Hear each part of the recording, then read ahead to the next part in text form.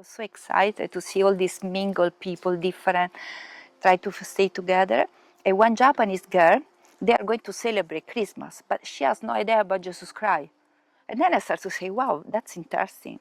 I said, there is something that I still don't know. Then I went to Malaysia. One guy was Buddhist. I started to question about Buddhist. Then I went to Malaysia. It's a multicultural country, and they celebrate all religion. And this situation make me really open the mind and very curious to know about, like, wow, so we celebrate Buddha, we celebrate Hinduism, we celebrate Christian, we celebrate Chinese New Year, everything, and the people live together happy. That previously I was feeling, I was knowing intuitively what to do, but when I was watching the society, everyone behaved different in a chaotic manner, and that was confusing me. And when I got the confirmation, what I was intuitively feeling from Shri Mataji, I said, yes, that's it, that's the path I should follow, and this is the truth. After a strike on the highway with trucks which were, you know, when the trucks block, many crazy things actually, like a movie. And I reached the conference of Mother, and when I heard Shri Mataji, it was like a puzzle, you know, and all the pieces was and the puzzle was made. And it was no more question. I had all my answers. It was clear that, oh, that's... And I remember that experience still, that moment when I put my hands under her feet and what it felt like. And then she was working on my chakras, and she said, if you really want to grow, you should come to India. And so then that was the next thing. I sold my car and got a ticket and went to India. And then when I start to be like teenager, I start to discuss with priests why you are not get married. What is the point? You must be like, I don't understand. And then the priest who married my parents, because my mom always shoved, he studied a lot. Okay, he had to tell me where and when Jesus Christ said you should not be married, because I don't understand, because I feel like there is something that is not right. And I was questioning the priest because I had two brothers. During the mass, they need to dress like to serve the mass. And I say, why only men? Can I go? He said, yeah, just dress up and go. I say, I go, I do. So I did it. All the church talking, girl on the stage of the mass. And then from me, start to be like other girl. But it was a gossip for a year, I don't know. I was 12, 13, so. I was young, I was like 14, 15. But it was not only me, it was many people. I feel we were like just destroying ourselves because we didn't like this world. We couldn't find something we loved, we liked. So I went to Mother, and it was a bit, you know, I was a bit like that. She asked me to bow a bit, and she was putting her hand on my left nabi. And she was saying to other yogis, left nabi problem. And she was asking me if I went to a false guru. I say no, and she asked me, you take drugs? And I say yeah. And then she worked on me with her hand, and she asked me 3 times. You know, like when she say, now, you feel the vibration. You see how she do, like, now. And I was not feeling anything. And then I say no. And then again, she asked, I don't feel, no. And then 3rd time, I get so shy to say no, that I say yes. But I was not feeling anything. And then it's finished the moment. But from that day, I never took drugs in my life.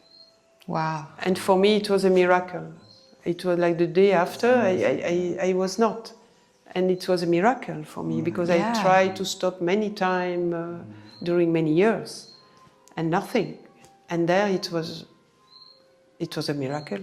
Yes. For me, it was a miracle. And that's how I understood, I mean, I knew, I felt all about Mother, but I said, okay, I have to go deeper, and then I start from one day.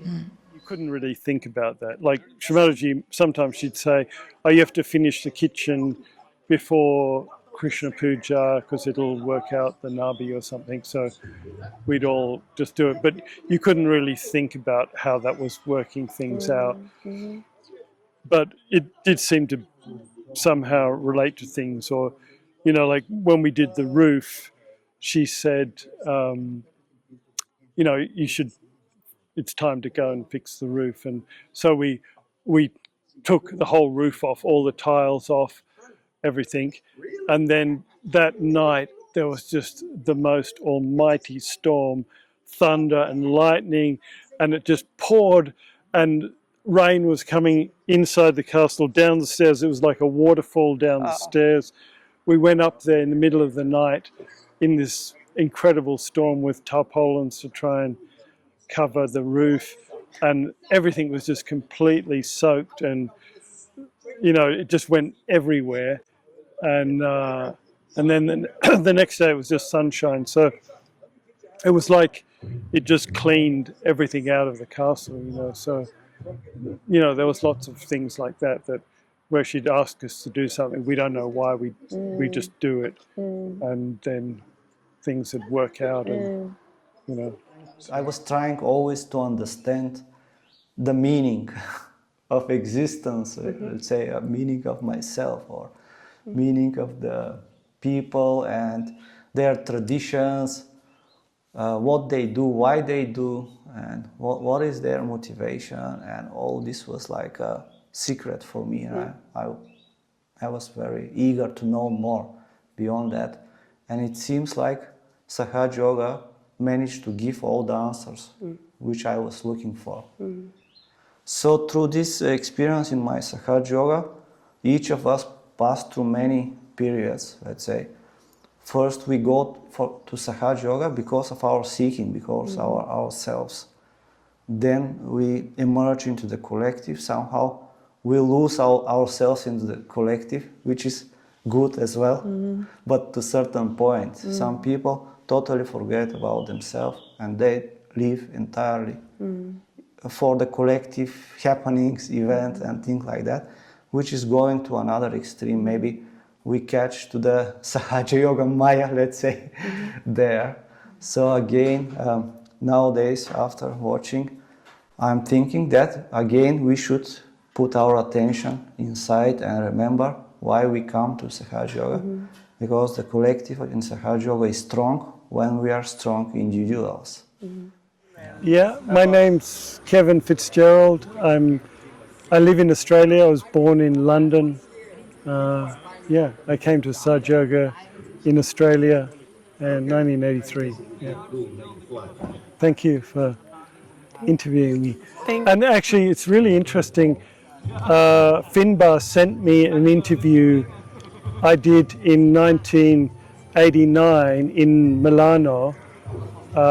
We had a puja with Shrimataji there, and afterwards there was a film crew and they did this interview that I'd completely forgotten about, and he sent it to me yesterday, and then like an hour later you said, oh, do you want to do an interview? I came to you to ask you. Yeah, it was like, oh my God, what's that? Yeah. So strange. Yeah, that's right. Back in Italy 36 years later or something. Yeah. Amazing. Yeah. You are watching NIRMALA TV.